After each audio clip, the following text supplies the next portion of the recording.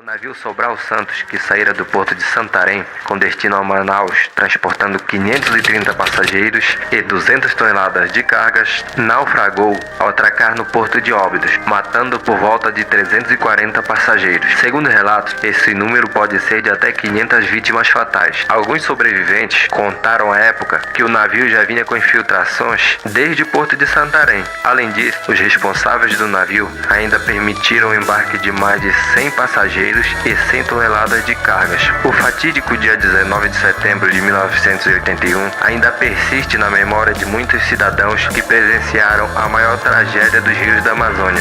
Muitos corpos amanheceram boiando no rio, sendo resgatados por pescadores. O clima era de tristeza e consternação geral. Os bombeiros chegaram de Belém 2 dias depois para fazer o resgate dos corpos que não emergiram à superfície da água. Porém, devido à imensa quantidade de corpos encontrados, os bombeiros já estavam com um grau de fadiga elevado. Segundo relatos, bombeiros furavam os corpos para que esses não boiassem. Ao fim dos trabalhos, os bombeiros só resgatavam os corpos de pessoas cujos parentes poderiam pagar pelos serviços. Muitas pessoas foram enterradas no cemitério albidense como indigentes, em covas rasas. Alguns que foram identificados foram levados pelas famílias para um enterro digno. Já outros tiveram como descanso final as águas profundas e turvas do rio Amazonas. O navio da morte. As almas que o Amazonas nunca devolveu. Há histórias que os rios tentam esconder, mas algumas tragédias são tão cruéis, tão impregnadas de dor e silêncio, que nem as águas mais profundas conseguem abafar os gritos. No coração da Amazônia, onde a escuridão se mistura ao som dos motores enferrujados e ao cheiro de carne apodrecida, um navio carrega um legado de horror que o tempo não conseguiu afundar. Este é o relato de uma viagem sem volta. Uma noite em que centenas de almas foram devoradas não só pelas águas, mas por algo ainda mais cruel, invisível e faminto. Prepare-se para conhecer Sobral Santos II, o navio da morte.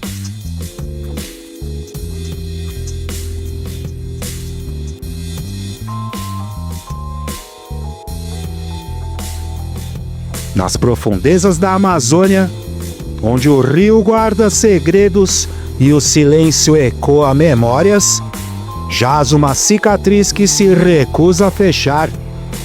Mais de 4 décadas se passaram, mas a lembrança do pior naufrágio amazônico de 1981 ainda arde na alma de quem sobreviveu e assombra a consciência de quem apenas testemunhou.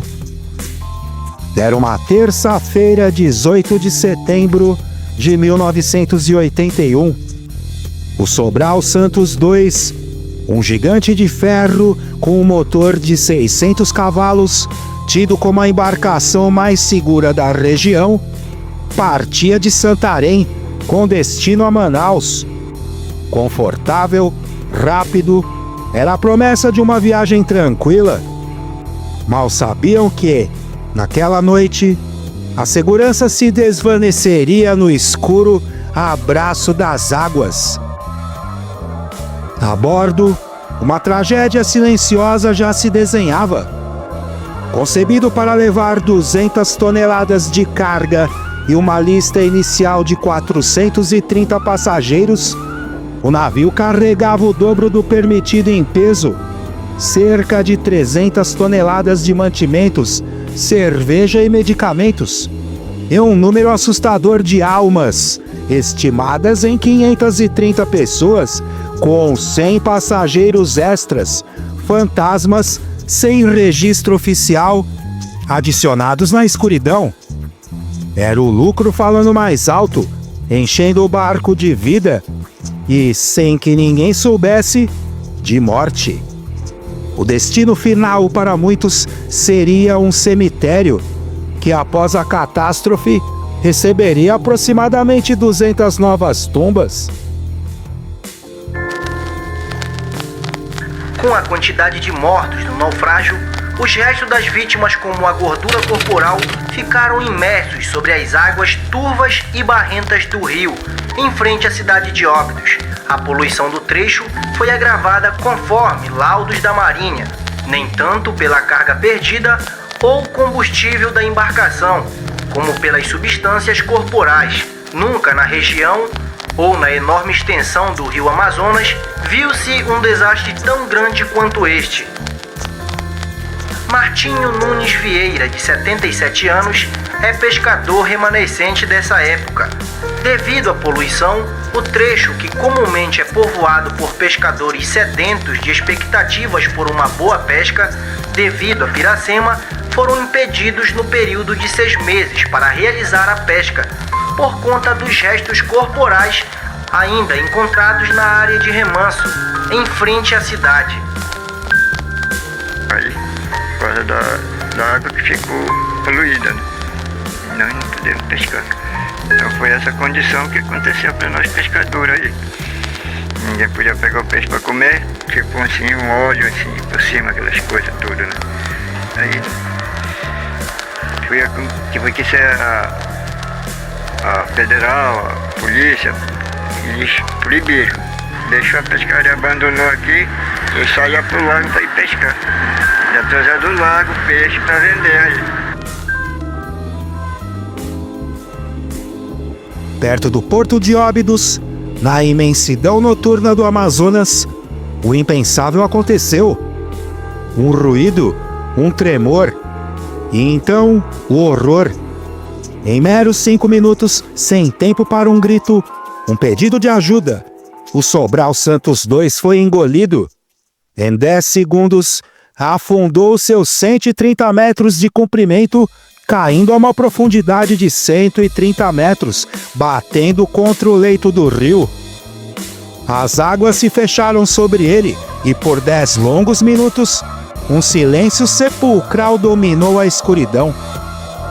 Em seguida, o som infernal dos gritos de agonia dos poucos que sobreviveram ao impacto inicial e emergiram para a superfície apenas para enfrentar outro pesadelo. Para aqueles que emergiram do inferno subaquático, o rio, que antes era a vida, tornou-se um predador. Os primeiros corpos começaram a ser resgatados na manhã seguinte, mas a correnteza impiedosa e a profundidade exigiam mergulhadores profissionais.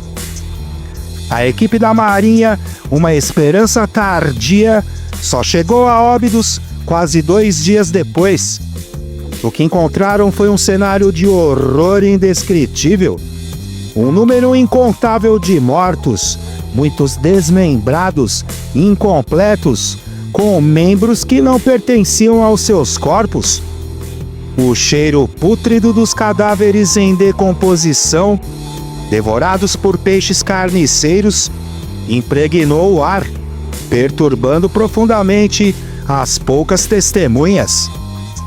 A consternação e a tristeza eram palpáveis. As pessoas dos portos se conheciam e quase todos sabiam de que alguém havia sido engolido pelo rio. O mistério daquelas atrocidades, dos corpos que voltavam incompletos, permanece até hoje.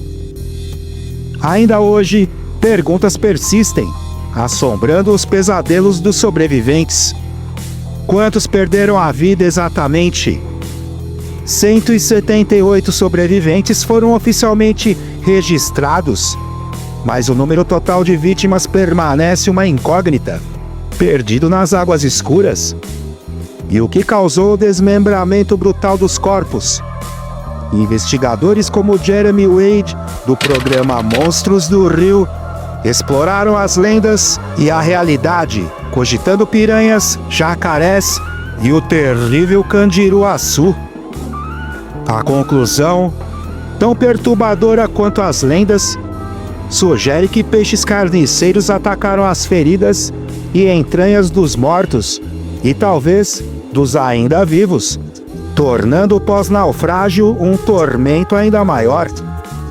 A causa oficial do naufrágio embora com múltiplas teorias, aponta para uma falha fatal. A carga mal acondicionada, caixas de cerveja e refrigerantes soltas, que ao se deslocar com o movimento dos passageiros nas balaustradas, criou um desequilíbrio catastrófico, atingindo o calcanhar de Aquiles do Sobral Santos II. O navio, que pertencia à companhia O Nave de Calil Morado, emergiu no abismo 12 dias depois, resgatado por uma grua. Foi vendido a um empresário chamado Isaac Ramoy. Foi rebatizado de White Swans, o abre aspas, cisne branco, fecha aspas. Hoje, sob a propriedade da empresa Ar Transporte, sua capacidade foi drasticamente reduzida. Apenas 232 passageiros e 160 toneladas de carga. Um eco mudo e constante da tragédia que ele carrega em sua carcaça de ferro. O Sobral Santos II continua a navegar, uma sombra fantasmagórica no rio.